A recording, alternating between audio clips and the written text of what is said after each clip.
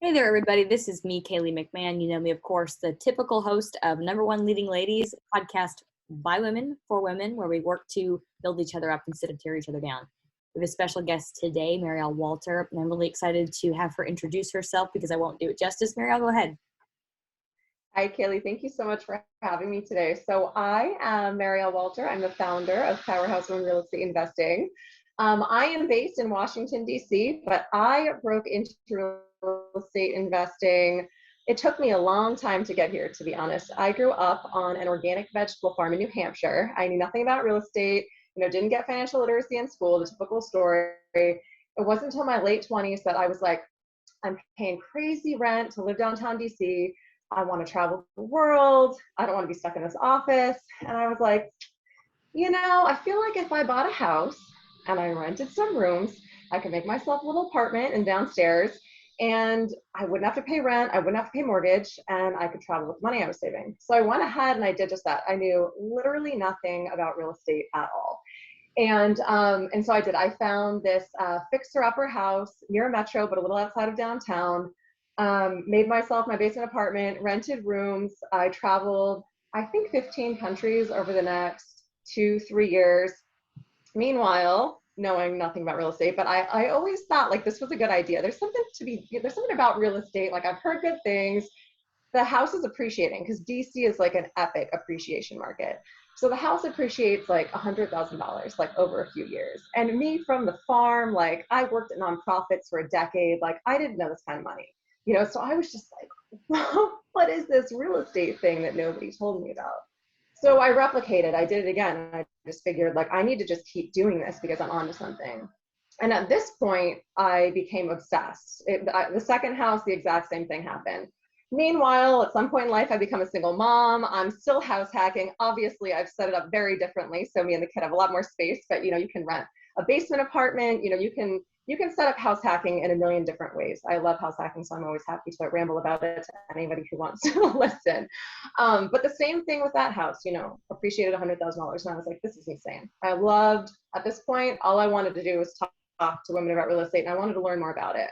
So I founded Powerhouse Women Real Estate Investing at that point. And it started like friends and family, and then it started to grow and it started to grow. And it became a community. It's a free Facebook group, and it's open to women, women across the country. There's even women who have joined from other countries. And it's been an awesome platform to be able to connect, to find partners, for me to be able to share education, bring in women who are successful investors to teach and inspire.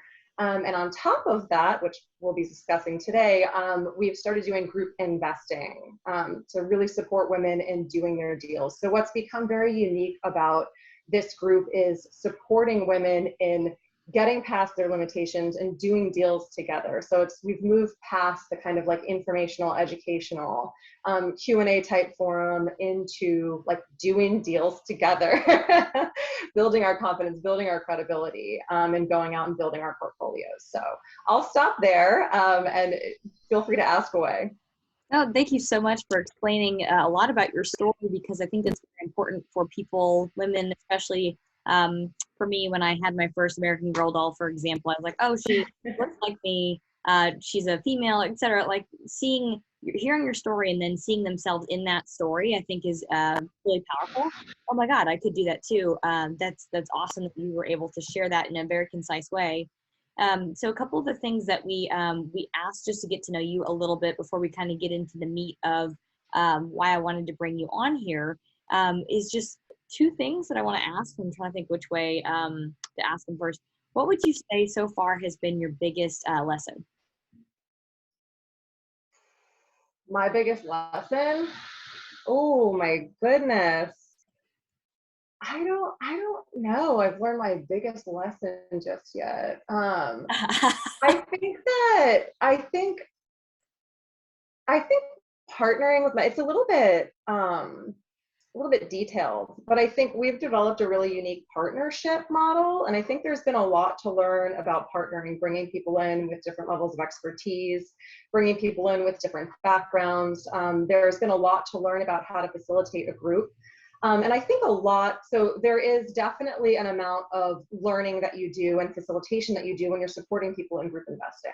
But one of, I think, our keys to success has really been learning and just accepting when it comes to these types of projects, the importance of your contractor. And one of our biggest lessons, and I think one of the things that I'm proudest of in our model, has been the partnership that we've developed with our contractor. And it was a decision I made early on, just from the lessons. I feel like I learned them through other people. I've definitely had contractors that have been a little bit challenging to work with, but I've never really gotten very burned. But I learned, a lot from other women that I've worked with and talked to who've had their money, run away with and things like that, that from the get-go, I've developed a partnership with our contractor. So we might take away a little bit less because we're cutting him in as a partner, but it's given our projects greater success. So a lot of the lessons I learned, of course, because of the nature of the work I do, are in really how do you build strong partnerships and make sure that everybody is taken care of, and just building that trust between the partners, contractor, and everything, I think makes everything quite a bit more successful. That's a great lesson. And even Yeah. I can vouch for being on the bad end of that for sure. That's actually why I changed from single to multifamily altogether, because I was like, this is ridiculous. Like, y'all don't care about your reputation. I'm going to find a big company that does, So Yeah, career. and I think it helps to set yourself apart somehow, and you can find the right people when you're like, but I'm going to take care of you and you're going to take care of me. And when you see that you're developing that relationship with someone, you're like, ooh, this is someone I'm going to hold on to. You really want to invest in the relationship with that person, and it's in the beginning, it can be tough and you have to tread lightly. But when you find those people, you hold on tight and make sure that they know you're going to treat them right. 100%. The same thing. I mean, I think the way that you set it up is really smart, because 100%, I would say real estate is a relationship business, no matter what side of it you're on. It really is. Another question, what would you say has been your biggest win? Ooh, the biggest one. I mean, honestly, for me, it's been diving into flipping headfirst. And I know that there's people have all kinds of crazy stories about flipping as well. But it was about 6 months ago that I decided to run the first group flip for the community, the Powerhouse Women Real Estate Investing Community. And we were in the beginning learning together. And we brought in a mentor who had 20 years of experience group flipping. It's like the universe. Like, I swear, when you put something out there and it's like it is your direction, the universe just brings the resources to you. I never even knew that group flipping was a thing, right? And I find this woman who's been doing it for 20 years, and she's amazing, and she mentored us in the first couple of rounds. And it was tough in the beginning. Like, it is not easy to find a good deal when you're brand new. You have to make connections. You have to analyze a ton of deals. You have to make a lot of offers that you don't get because you might not be making the most competitive offers just yet.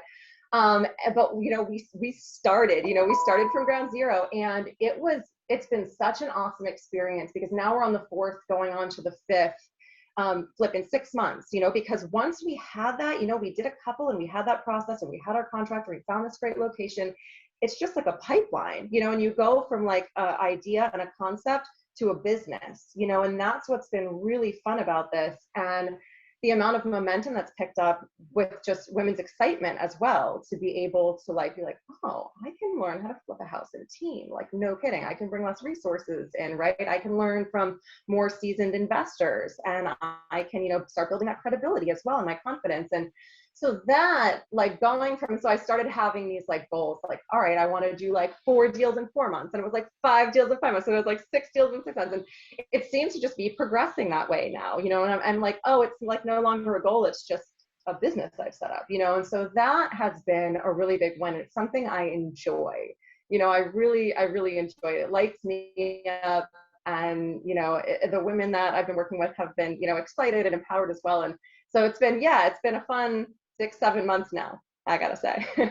That sounds like a big win. I mean, just trending back to what you already said about the fact that this industry is a relationship business, you know what I mean? And then once you do build the good relationships that you need, the momentum is unlimited, I believe. So I think you're starting to see that, which is a huge win. Oh my gosh.